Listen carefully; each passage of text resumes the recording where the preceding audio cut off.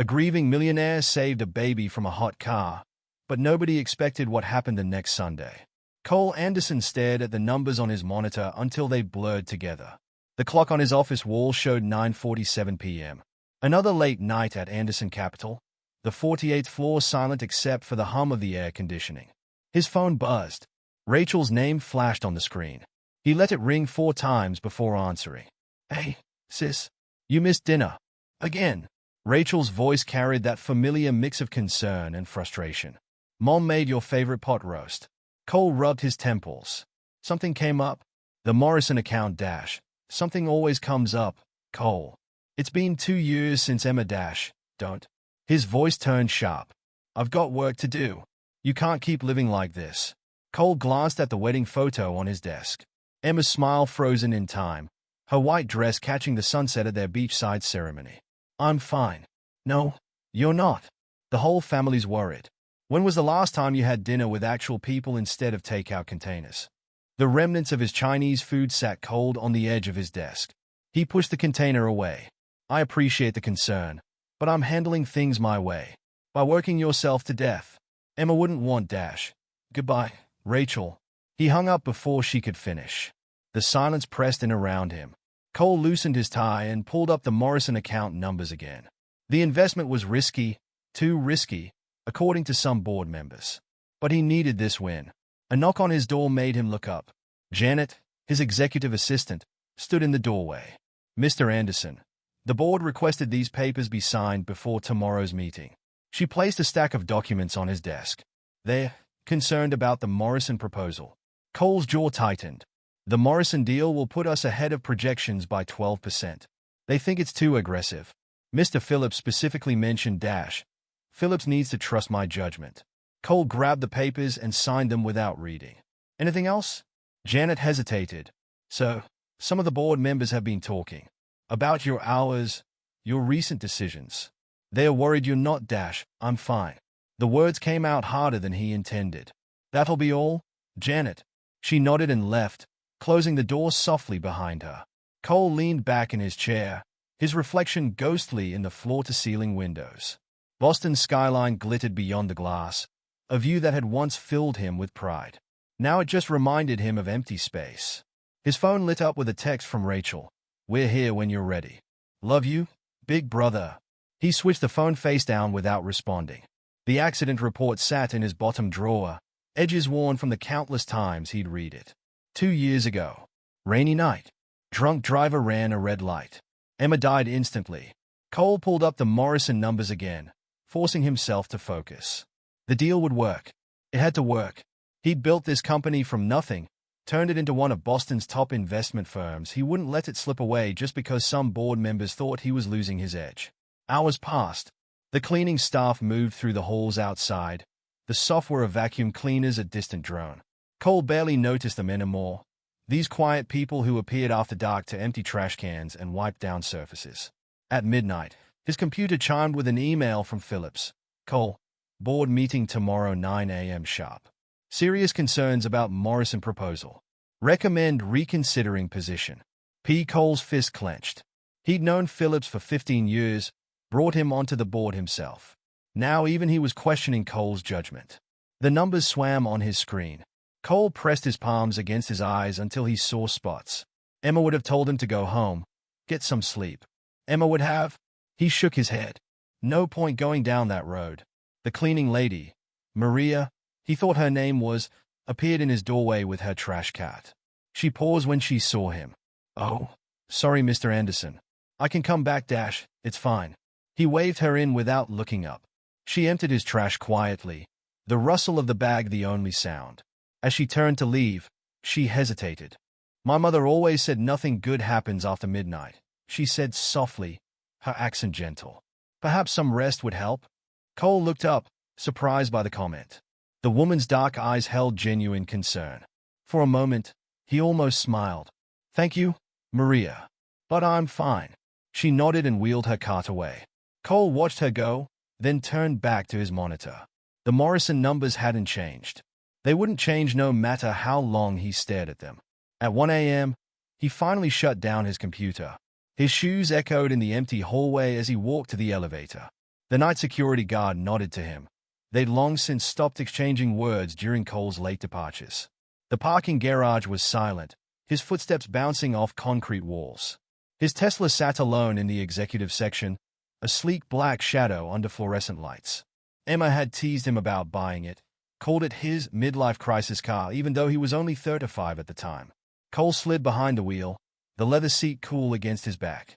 He didn't start the engine right away. Instead, he sat in the dark, listening to the hollow silence of the garage. 2 years. Sometimes it felt like yesterday. Sometimes it felt like a lifetime ago. His phone buzzed again, another text from Rachel. He ignored it. The engine hummed to life, and Cole pulled out of the garage into the empty streets. His penthouse waited 20 minutes away, its pristine rooms and designer furniture as cold and lifeless as his office. Tomorrow would be another day of meetings, numbers, and concerned looks from people who used to trust his every decision. He proved them wrong with the Morrison deal. He had to. As he drove through the quiet city, Cole didn't notice the maintenance lights flickering in his rearview mirror, or the gentle sway of trees in the late summer breeze. He didn't notice much of anything anymore. What he did notice, pulling into his building's garage, was a weight in his chest that seemed to grow heavier with each passing day. But that was something he'd learned to live with, like the silence in his penthouse and the ghost of Emma's smile in every room. Cole parked, grabbed his briefcase, and headed for the elevator. Another day done. Another night to get through. The numbers would look better in the morning. They had to. Cole arrived at the office at 7:30 a.m., his suit as crisp as ever despite the sleepless night. The cleaning crew was just finishing up, their carts rattling along the polished floors. Maria looked up from mopping as he passed. "Good morning, Mr. Anderson." He nodded without breaking stride. The boardroom waited at the end of the hall, its glass walls reflecting the morning sun. Inside, Janet had already set up for the 9 a.m. meeting, documents placed precisely at each seat. "Your coffee, Mr. Anderson." She appeared at his elbow with a steaming cup. "And Mr. Phillips called. He's requested a private word before the meeting." Cole took the coffee. "Tell him I'm busy preparing." "Sir." He was quite insistent. "I said I'm busy." Cole sat down at the head of the table, pulling up the Morrison numbers on his tablet. "Hold all calls until the meeting." Janet's heels clicked away, leaving him alone with the spreadsheets and projections he'd memorized overnight. The numbers were good. The risk was calculated. The board was wrong. At 8:45, voices began filtering in from the hallway. Board members arriving early, gathering in small groups to talk in low voices. Cole could feel their glances through the glass walls. Phillips entered first, his gray hair neat as always, his face set in lines of concern. "Cole, we need to talk. The meeting starts at 9.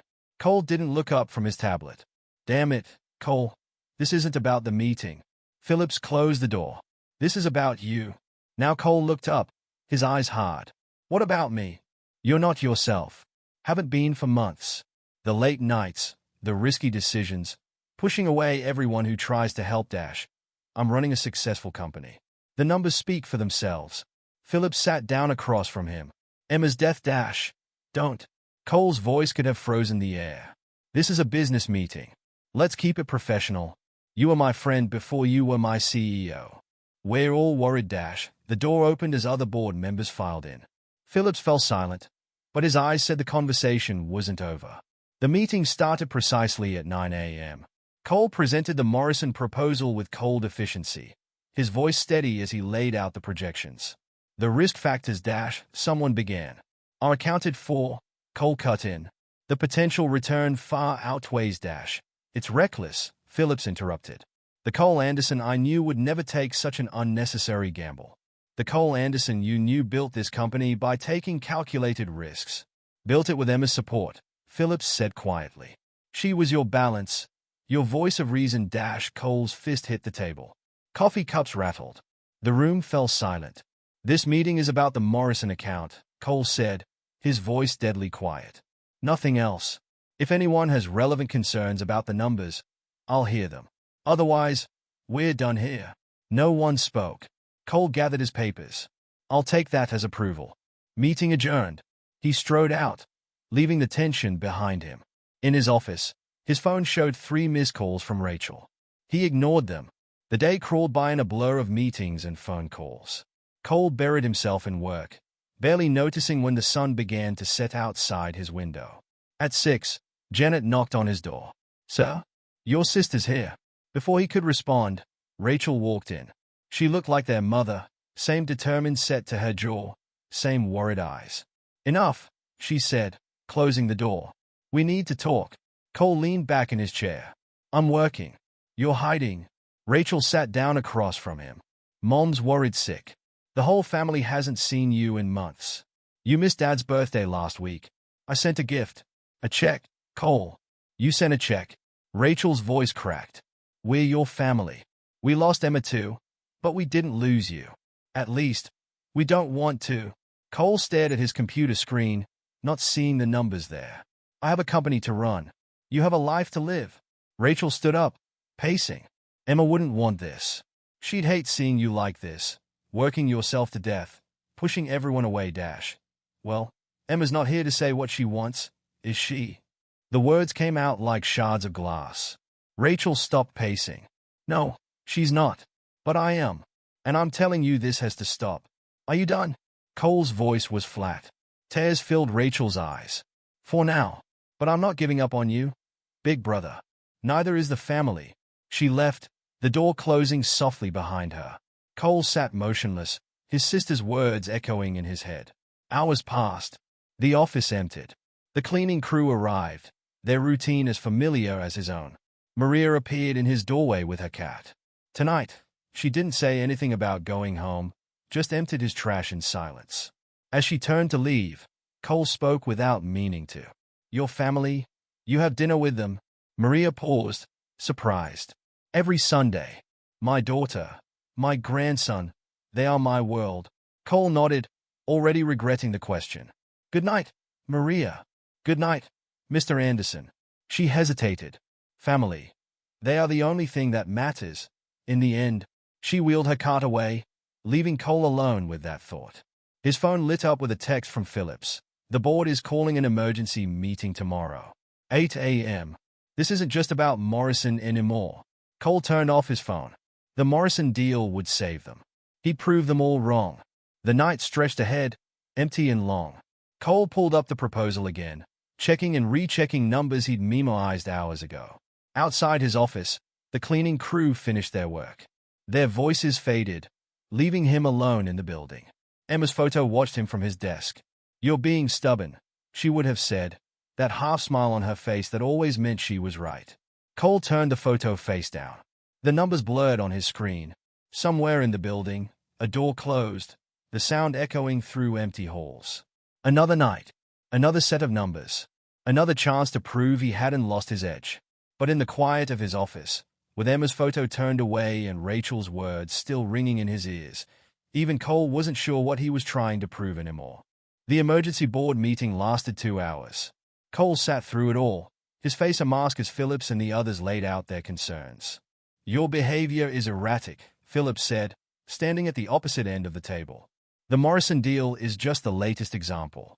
The Morrison deal will put us ahead by 12%, Cole repeated for what felt like the 100th time. "It could also sink us." Phillips spread printouts across the table. "These risk assessments, I've reviewed them all." Cole's voice stayed steady. "The decision is made."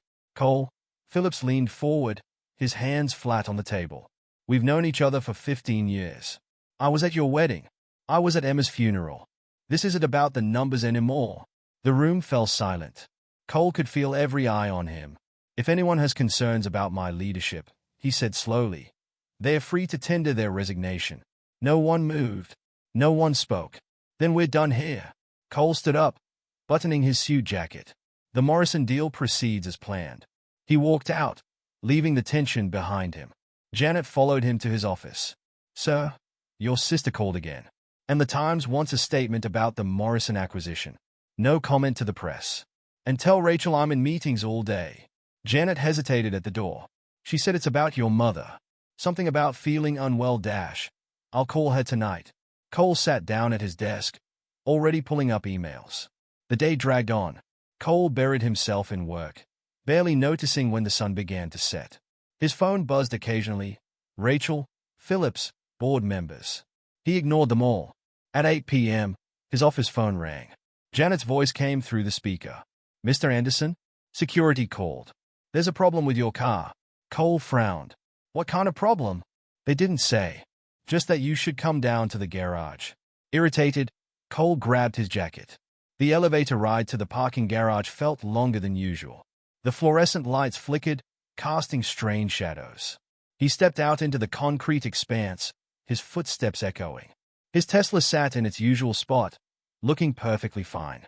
"Security," he called out. His voice bounced off the walls. That's when he heard it. A small sound, barely audible over the hum of the ventilation system. A cry. Cole stopped.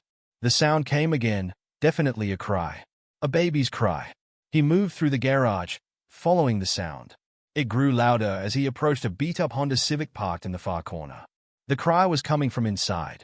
Cole peered through the window.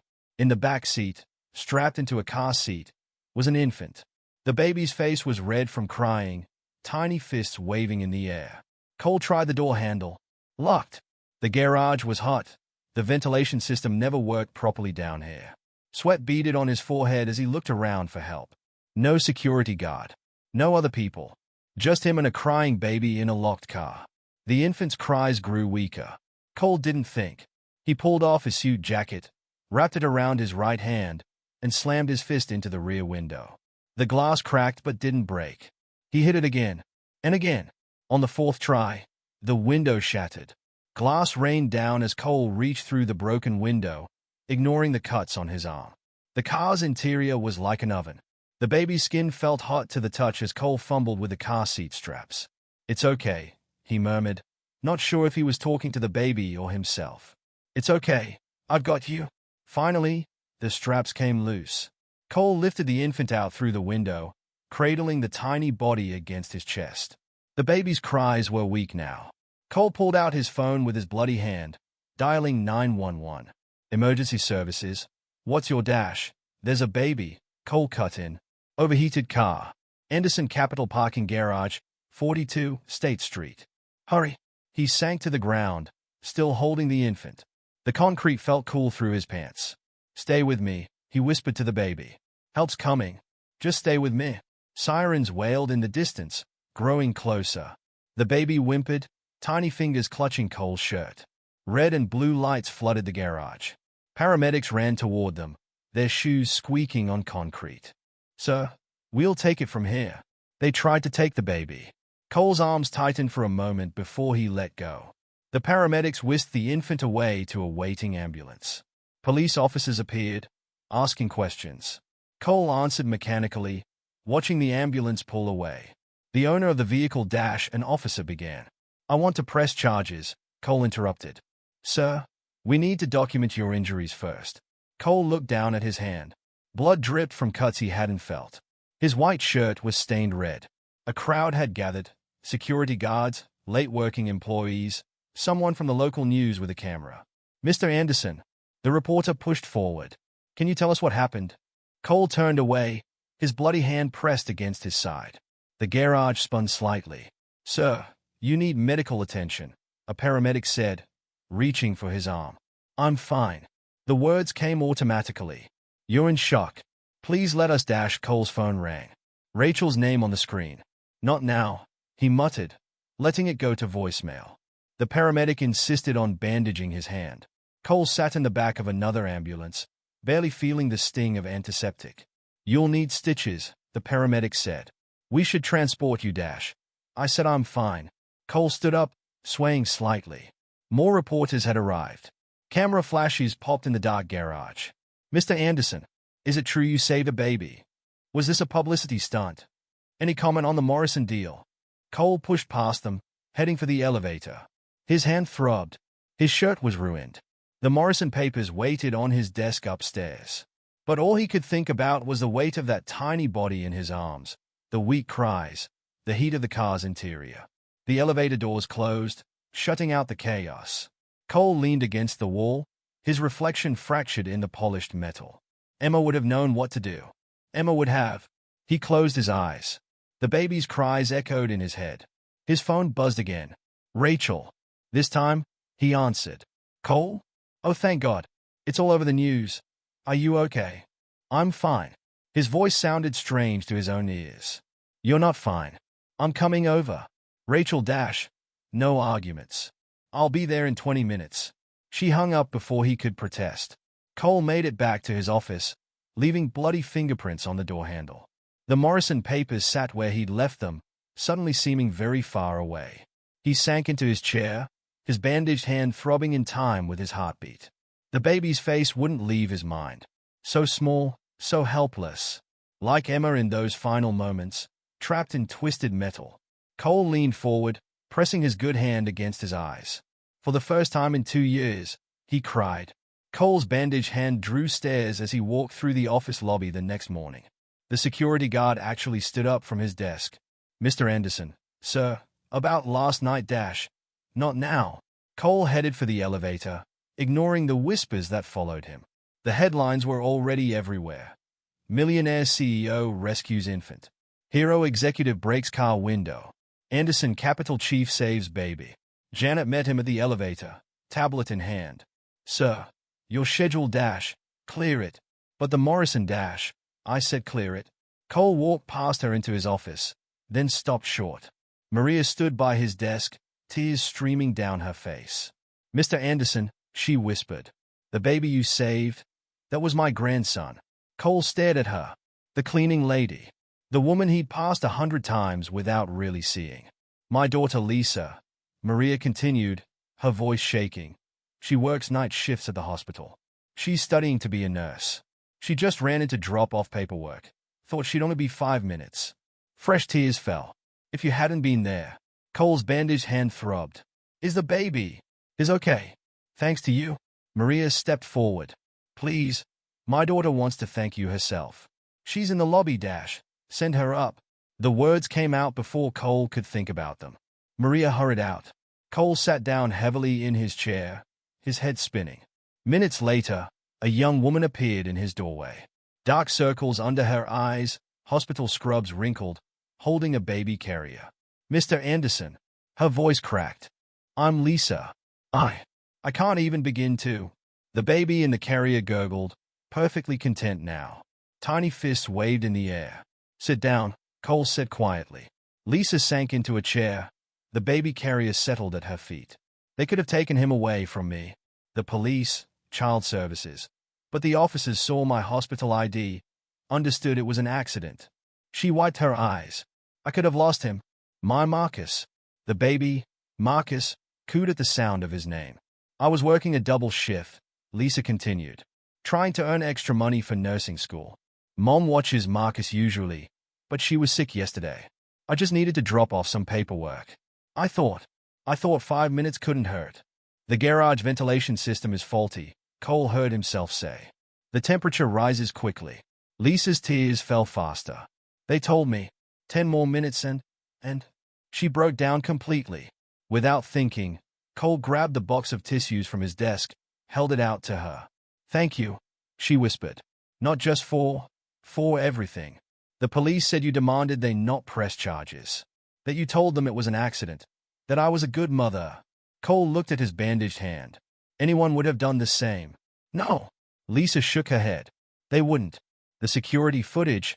You didn't hesitate. You just acted. Marcus made a happy sound, reaching up toward Cole. Without thinking, Cole extended his good hand. Tiny fingers wrapped around his index finger. A memory hit him like a punch to the gut. Emma, looking at nursery furniture online. We'll need to start planning, she'd said. Once the treatments are done. The cancer had other plans. Cole pulled his hand back. You should focus on your studies, he said abruptly. Nursing school is important. Lisa's face fell slightly. Yes. I'm trying. But with tuition, and Marcus's daycare. Mom helps when she can, Maria added from the doorway. But on my salary. Cole stood up suddenly. Janet. His assistant appeared instantly. Sir, get me the paperwork for the Anderson Foundation Scholarship Program. And contact HR about our childcare benefits for employees. Sir. Janet looked confused. The foundation doesn't have a scholarship program, and cleaning staff aren't eligible for Dash. They are now. Cole's voice left no room for argument. Make it happen. Janet hurried out. Lisa stared at Cole, her mouth open. Mr. Anderson, she stammered. I can't accept Dash. You can, and you will. Cole sat back down. Your mother has worked in this building for 5 years. It's time we took better care of our people. Fresh tears filled Lisa's eyes. Marcus gurgled again, reaching for Cole. This time, Cole didn't pull away when the tiny fingers found his. A knock on the door made them all look up. Phillips stood there, his face unreadable. Cole, the board is waiting. About last night, Dash. Tell them I'll be there when I'm done here. Cole didn't look away from Marcus's grip on his finger. Phillips opened his mouth to argue, then saw the baby. Something in his expression softened. Take your time, he said quietly, and left. Lisa wiped her eyes again. I should go. My shift starts in an hour. Wait. Cole pressed the intercom. Janet, call HR. I want MS. He looked at Lisa. Thompson. Lisa Thompson. Ms. Thompson transferred to our corporate daycare program. Effective immediately. Sir. Janet's voice crackled through the speaker. We don't have a corporate daycare, Dash. We do now. Third floor has that empty space from the downsizing. Make it happen. Silence from the intercom. Then, yes, sir. Lisa's hand flew to her mouth. Mr. Anderson, this is too much. It's not enough. Cole looked at Maria. Your daughter works hard. She deserves a chance. Maria's eyes shone with tears. Mr. Anderson, thank you. For everything. Marcus chose that moment to let out a happy squeal, his whole face lighting up as he smiled at Cole. Something cracked in Cole's chest. A wall he'd built 2 years ago, starting to crumble. Janet, he called out again, push the board meeting to tomorrow. And get me the construction company that did our last renovation. Right away, sir. Lisa stood up, lifting Marcus's carrier. I'll never be able to repay you. Graduate, Cole said simply. Become a nurse. Take care of people. That's repayment enough. She nodded, too overwhelmed to speak. Maria put an arm around her daughter's shoulders. As they turned to leave, Maria looked back. Will you come to dinner on Sunday, Mr. Anderson? It's nothing fancy. But family should be together. Family. The word echoed in Cole's head. Aye. He looked at his bandaged hand, then at Marcus's smiling face. What time? 6 o'clock. Maria's face lit up. I'll write down the address. After they left, Cole sat in silence. His phone buzzed. Rachel again. This time, when he answered, his voice was different. Hey, sis. About Mom feeling unwell? Tell me everything. The sun climbed higher outside his window. The Morrison papers sat untouched on his desk. For the first time in 2 years, Cole didn't care about the numbers. All he could think about was tiny fingers gripping his, and the way Marcus's smile had lit up the room. Emma would have loved that smile. The boardroom felt colder than usual. Cole stood at the head of the table, his bandaged hand resting on the polished surface. A daycare center? Phillips' voice dripped disbelief. You want to convert an entire floor into a daycare center. The space is empty, Cole replied. We're paying for it anyway. It's prime office real estate, another board member cut in. We could lease it for Dash. We're not leasing it. Cole's tone ended that discussion. The paperwork is already filed. Phillips leaned forward. Cole, your behavior is becoming increasingly erratic. First the Morrison deal, now this publicity stunt with the baby Dash. Publicity stunt. Cole's voice went dangerously quiet. You think I broke a car window with my bare hands for publicity? The press coverage, Dash. I don't care about the press coverage. Cole turned to the window. What I care about is that we have employees working multiple jobs just to afford childcare. That we have talented people unable to advance because they can't pay for education. We're an investment firm, Phillips said slowly, not a charity. Cole turned back to face them. Why can't we be both? The room erupted in protests. Cole let them talk over each other for a moment before raising his good hand. The Anderson Foundation will cover the scholarships.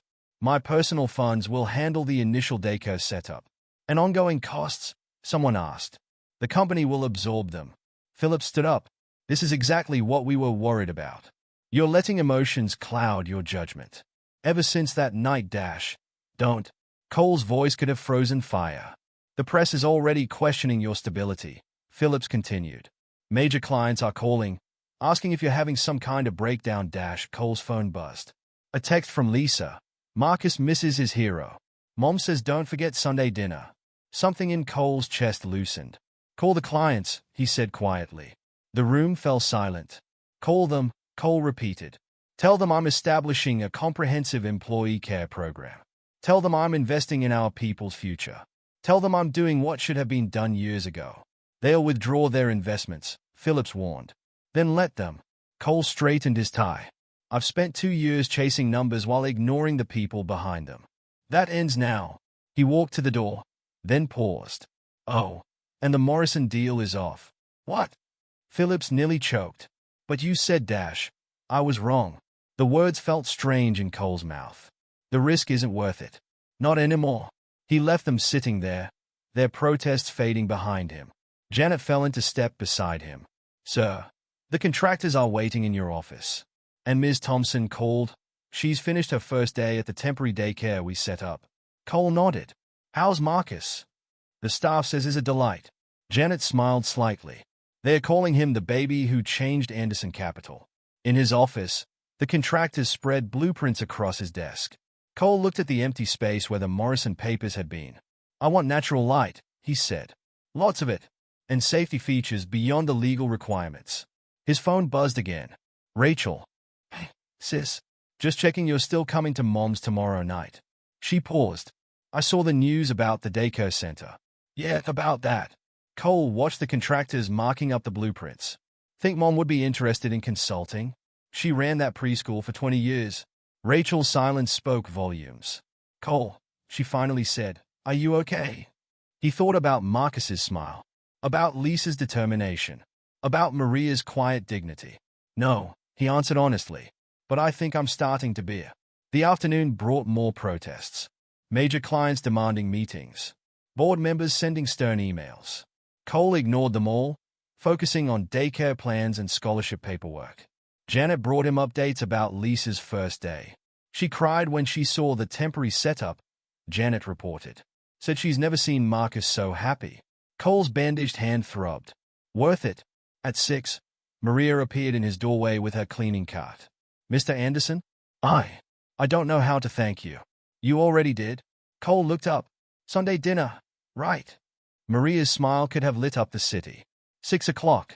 Don't be late." After she left, Cole sat in the growing darkness. His phone hadn't stopped buzzing all day. The latest message was from their biggest client, deeply concerned about recent decisions. "Reconsidering our position with Anderson Capital."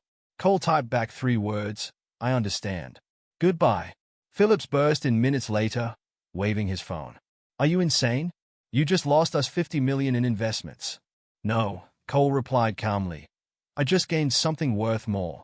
"Like what?" Cole pointed to his desk. Next to his computer sat a new photo, Marcus's smiling face, taken at the temporary daycare. Phillips stared at it, then at Cole. "You really are serious about this?" "Dead serious. It'll cost us everything we've built." "No." Cole stood up. "It'll give us a chance to build something better." Phillips sank into a chair. "The board will fight you on this." "Let them try." More messages poured in. More clients threatening to leave. More board members demanding explanations. Cole let them rage. He had contractors to meet, scholarship programs to design, a daycare to build, and a Sunday dinner to attend. His phone buzzed one last time. A photo from Lisa, Marcus asleep in the daycare, clutching a stuffed bear the staff had given him. His first day was perfect. The message read, "Thank you for giving us a chance." Cole saved the photo. Then he did something he hadn't done in 2 years. He left the office at 5 o'clock. In the parking garage, he passed the spot where he'd found Marcus. The window had been replaced, but Cole could still feel the glass cutting into his hand. Worth it, he thought again. All of it. Emma would have agreed. Cole sat in his Tesla outside Maria's house for 10 minutes before getting out. The modest 2-story home looked nothing like his sleek penthouse. Paint peeled slightly from the window frames. A tricycle lay on its side in the small front yard. The wine bottle in his hands suddenly felt inadequate. The front door opened before he could knock. Maria beamed at him. "Mr. Anderson, you came." "Cole," he said. "Please, just Cole." The house smelled of garlic and tomatoes. Voices and laughter drifted from somewhere inside. Cole couldn't remember the last time his penthouse had held such sounds. "Mom, is that him?" Lisa appeared from the kitchen, Marcus on her hip. The baby's face lit up at the sight of Cole. "Ba." Marcus reached out with tiny hands. Before Cole could think about it, he handed the wine to Maria and took Marcus. The baby immediately grabbed his tie. "He's been excited all day," Lisa said, smiling. "It's like he remembers you." "Hard to forget someone who breaks a car window with their bare hands," a male voice said. A young man emerged from the kitchen, wiping his hands on a dish towel. "I'm Carlos, Lisa's brother. Thanks for saving my nephew. And for everything else." Cole nodded, trying to extract his tie from Marcus's grip. "The daycare program was overdue." "Not just that," Carlos said. "You gave my sister a real chance. No one's ever done that before." The sound of a pot boiling over interrupted them. Maria rushed back to the kitchen, shooing Carlos ahead of her. "Dinner in 5 minutes," she called. "Lisa, show Cole where to put Marcus." Lisa led him to a worn but clean playpen in the living room. Family photos covered the walls: birthdays, graduations, holidays. Lives lived fully and together. Marcus protested when Cole tried to put him down. "Here," Lisa demonstrated, "like this. Support his head. There you go." Their fingers brushed as Cole lowered Marcus into the playpen. He noticed Lisa wasn't wearing her hospital scrubs tonight. The simple dress suited her. "Much better than night shifts, right?" he asked. Lisa's smile could have lit up the room. "You have no idea. Being able to see him during the day, knowing he's safe. I can actually focus on my studies now." Speaking of studies, Cole pulled an envelope from his jacket. "The Foundation scholarship paperwork. It'll cover full tuition and books." Lisa's eyes filled with tears. "I don't know what to say. Say you'll graduate with honors." "Dinner," Maria called from the kitchen. "Lisa, bring Marcus's high chair." The dining room table was small, covered in mismatched plates and simple silverware. Nothing like the expensive restaurants where Cole usually ate. Somehow, it felt more real. Marcus sat in his high chair between Cole and Lisa, happily making a mess of the small portions Maria had prepared for him. "It's not fancy," Maria apologized, serving pasta. "But it's my mother's recipe." Cole took a bite. Flavors exploded on his tongue: rich tomatoes, fresh herbs, something deeper he couldn't identify. "This is incredible," he said honestly. Maria beamed. "The secret is cooking with love. And lots of garlic," Carlos added, dodging his mother's playful swat. "How's the daycare construction coming?" Lisa asked, wiping sauce from Marcus's chin. "Ahead of schedule. The contractors understand the priority." Cole didn't mention the premium he'd paid for speed. "It should be ready in 3 weeks." "And the board?" Maria's voice held concern. "I hear things, cleaning the offices at night. They're not happy. They'll adjust." Cole helped Lisa catch a spoon before Marcus could throw it. "Or they won't. Either way, the changes are happening." His phone buzzed in his pocket. Another angry client, probably. He ignored it. "Tell us about yourself," Carlos said. "All we know is what's in the papers." Cole tensed slightly. "Not much to tell. Everyone has a story," Maria said gently. "And family is about sharing stories." Family. The word hung in the air. Cole watched Marcus smash pasta between his fingers. "I built the company from scratch. 10 years of work. It was our dream. Mine and Emma's," Lisa finished softly. "Mom told me." "I'm so sorry." Cole nodded, not trusting himself to speak. "Loss shapes us," Maria said, reaching across the table to touch his hand. "But it doesn't have to define us." Marcus chose that moment to dump his sippy cup, splashing water across Cole's expensive shirt. "Oh no!" Lisa jumped up with a napkin. But Cole was laughing. Actually laughing. For the first time in, he couldn't remember how long. "I needed a reason to loosen this tie anyway," he said, removing it. The tension broken, stories began to flow. Carlos talked about his job as a high school teacher. Lisa shared funny moments from her nursing classes. Maria told embarrassing stories about her children's younger years. Cole found himself talking too. About growing up with Rachel. About his early days building the company. Even, briefly, about Emma. It hurt less than he expected. His phone buzzed again. This time he turned it off completely. After dinner, they moved to the small backyard. The evening air was warm, strings of old Christmas lights giving everything a soft glow. Marcus fell asleep in Cole's arms as Lisa described her plans for after graduation. "I want to work in pediatrics," she said. Help other children, you know. Cole looked down at Marcus's peaceful face. I know exactly what you mean. Later, as he was leaving, Maria pressed a container into his hands. Leftovers, she said firmly. You're too skinny. Mom, Lisa protested, but she was smiling. Same time next week? Maria asked. Cole looked at them. Maria's warmth, Lisa's gentle strength, Carlos's easy friendship. Marcus, sleeping peacefully inside. I wouldn't miss it, he said. Driving home, Cole couldn't shake the feeling that something had shifted. His penthouse, when he walked in, felt colder and emptier than ever. But his phone, when he turned it back on, held a new photo from Lisa, Marcus sleeping with a piece of pasta still stuck to his cheek. Thank you for coming, the message read. He loves his Uncle Cole. Uncle Cole. Cole sat in his dark penthouse for a long time, looking at that message. Finally, he opened his laptop and began typing. Dear board members, effective immediately, I am restructuring Anderson Capital's priorities. The words flowed easily now. He had something worth fighting for. The emergency board meeting was called for 8 a.m. Monday morning. Cole arrived early, the leftovers from Sunday dinner still in his office fridge. Phillips was waiting in the boardroom. You've lost your mind, he said without preamble, waving a printout of Cole's email. Complete restructuring? Social responsibility initiatives? A dedicated employee education fund? Yes to all of it. Cole set his briefcase down. Times are changing, James. We need to change with them. We're hemorrhaging clients. Tucker Holdings pulled out this morning. That's another $30 million gone. Let them go.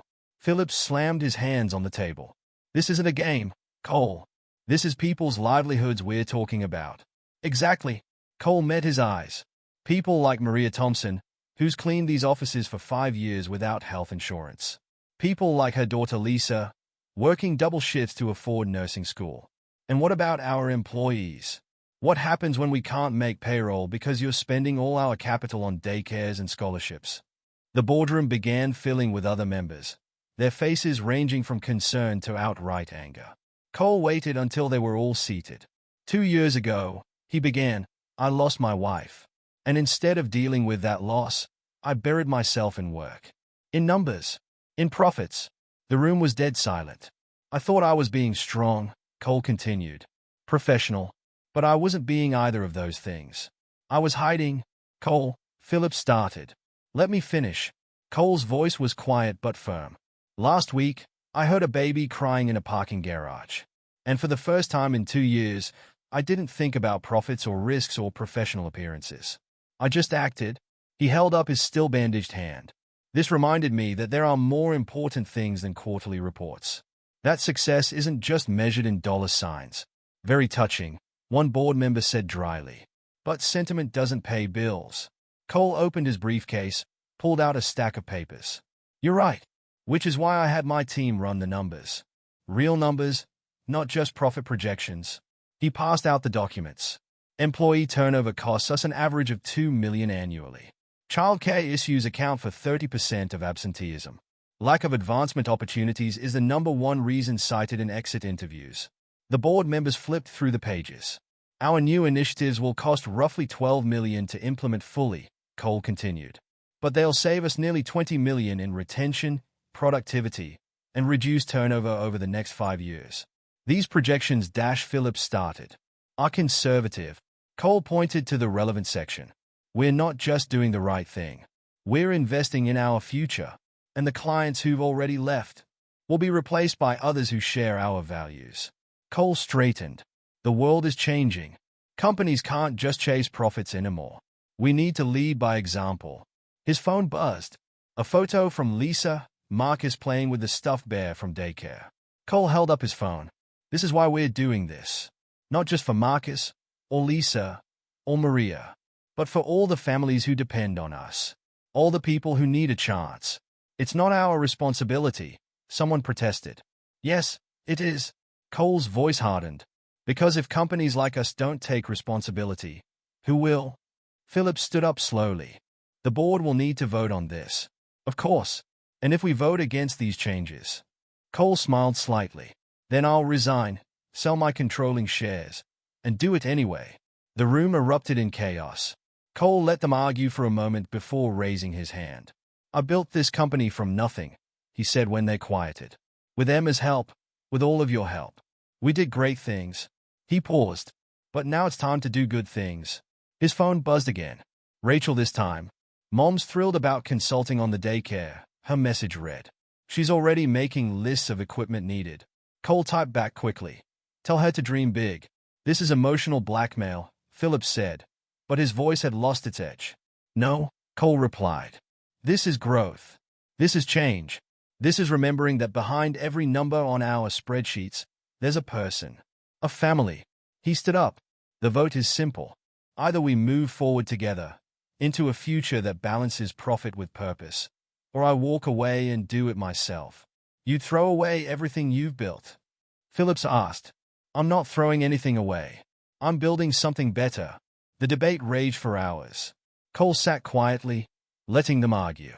His phone occasionally buzzed with updates from the daycare construction or photos from Lisa. Finally, Phillips called for the vote. All in favor of Mr. Anderson's proposed changes. Hands rose slowly, one by one. Not all of them, but enough. Motion carries, Phillips said quietly. God help us all. Cole stood up. Thank you for your trust. I won't let you down. The client's dash, someone began. We'll see our results. Cole gathered his papers. Actions speak louder than quarterly reports. He left them sitting there, heading for his office. Janet met him at the door. Sir? The contractors need approval on the daycare color scheme. Ask Lisa, Cole said. She'll be using it, and the scholarship committee wants to review criteria for applicants. Tell them one criterion, determination. Everything else can be taught. Janet made notes on her tablet. Oh, and Ms. Thompson called. Marcus said his first word today. Cole stopped. What was it? Cole.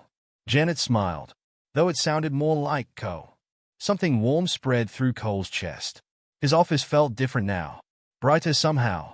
The photo of Marcus had been joined by others. Sunday dinner snapshots, Lisa's nursing school acceptance letter, a crayon drawing that might have been a cat. Cole sat down at his desk, looked at the numbers one last time. They were just numbers. The real value was in the sounds of children laughing in the future daycare, in Lisa's determination to finish school, in Maria's quiet strength. In family, Emma would have understood. 3 weeks passed in a blur of construction dust and paperwork. Cole stood in the newly finished daycare center, sunlight streaming through the floor-to-ceiling windows. It's perfect, Lisa breathed beside him. I can't believe this is real. The space looked nothing like a corporate office anymore. Bright colors covered the walls in gentle patterns. Child-sized furniture filled the rooms, a reading nook with soft cushions occupied one corner. Marcus toddled across the safety-padded floor, testing his newly mastered walking skills. Co, he called out, arms raised for Cole to pick him up. The other kids arrive tomorrow, Cole said, lifting Marcus. Think he's ready to share his kingdom. Lisa laughed. He'll have to be, though he might get jealous of his Uncle Cole's attention. The word still made Cole's chest tight. In a good way. His phone buzzed, another client leaving. The 5th this week. But behind it was an email from a major sustainable energy fund, interested in their new direction. Mr. Anderson, the head teacher approached, clipboard in hand. We're ready for the final walkthrough. Cole handed Marcus back to Lisa. Duty calls. The inspection took an hour.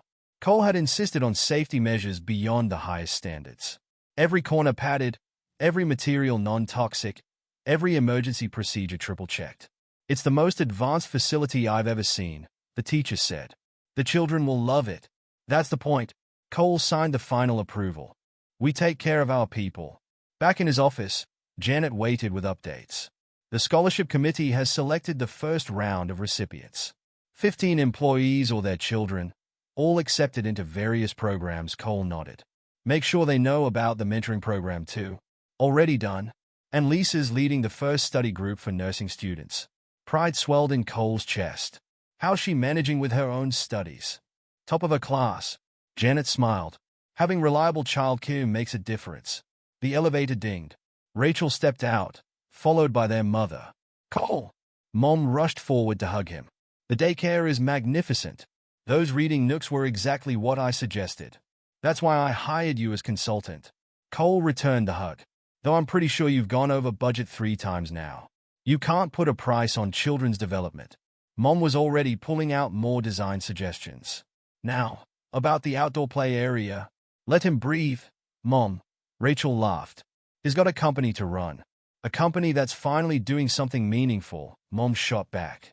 I haven't seen him this happy in years. Cole couldn't argue with that. His phone buzzed. A text from Carlos. Family dinner still on for Sunday? Mom's making her lasagna. Wouldn't miss it, Cole typed back. The past few weeks had fallen into a new rhythm.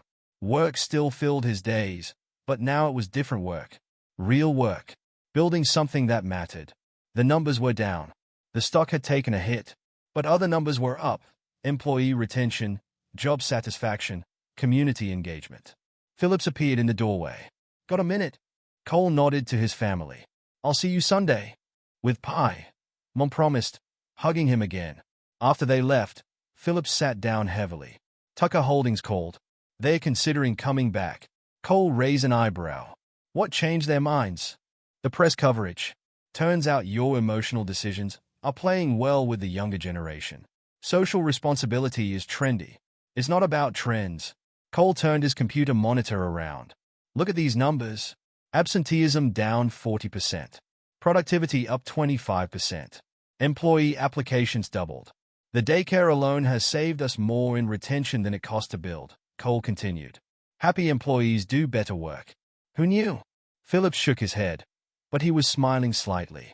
You're really committed to this new direction, aren't you? It's not new. Cole picked up the photo of Marcus from his desk. It's what we should have been doing all along.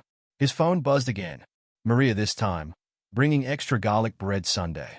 You're still too skinny. The board is coming around, Phillips said. Slowly. Even the holdouts can't argue with the retention numbers. They'll adapt or leave. The world's changing, James. We have to change with it. A commotion outside made them both look up. Lisa stood in the doorway, beaming. I passed my midterms. Top marks in anatomy. Cole stood up. Never doubted you for a second. The study group helped so much. And not having to work nights. She wiped happy tears. I actually get to see my son grow up. Phillips watched her go, then turned to Cole. You know, I didn't understand at first. The baby in the parking garage, the changes, all of it. But seeing this, he gestured at the office, at Lisa's retreating form. You're building something real here. We are, Cole corrected. All of us. His computer chimed. Another email from the Sustainable Energy Fund, wanting to increase their investment. The tide's turning, Phillips said. Other companies are watching us. Following our lead. Good? Cole stood up. Change has to start somewhere. They walked to the window. Below, the daycare's playground was taking shape. Soon it would be filled with children's laughter. Emma would be proud, Phillips said quietly. Cole touched the photo on his desk. Not the old wedding photo anymore, but a new one. Sunday dinner at Maria's. Marcus on his lap, Lisa and Carlos laughing at some joke. Family. She would, he agreed. She always saw the bigger picture. His phone buzzed one last time. A photo from the daycare.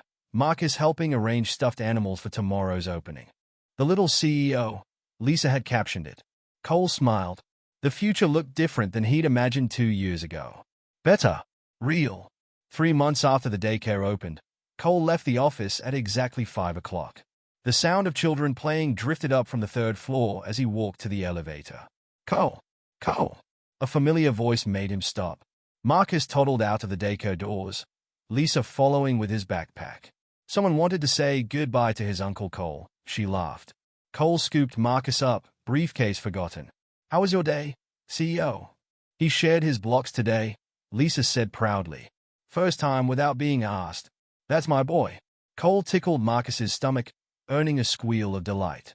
Ready for Sunday dinner? Mom's making something special. She won't tell me what.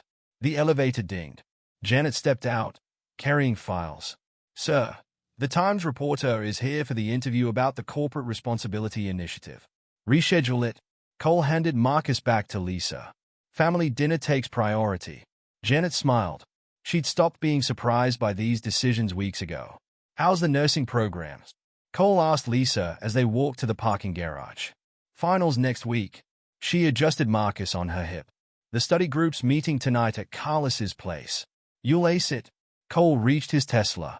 Need a ride? We're good. Marcus likes the bus now. He waves at everyone. As if to demonstrate, Marcus waved at Cole. Bye-bye, Cole.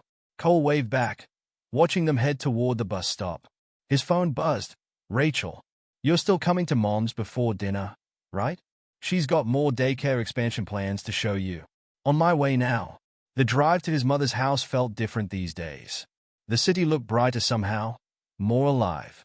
Mom met him at the door with blueprints. The outdoor space needs more shade structures, she said instead of hello. And I've been researching sensory play areas dash. Let him breathe. Mom, Rachel called from the kitchen. Coffee first, blueprints second. They sat in the kitchen, sunlight streaming through windows. Mom's house felt warm, lived in. Like Maria's. The board approved the expansion plans, Cole said, accepting a coffee mug. 3 more locations by next year. Other companies are following your lead, Rachel noted. Did you see the article about Matthews Corp starting their own program? Good. Cole sipped his coffee. Changes to start somewhere. His phone buzzed. Phillips. Tucker Holdings is fully back in. With an increased investment. Tell them we'll use it for the education fund, Cole replied. Another text came through. Maria this time. Don't be late. Special surprise tonight.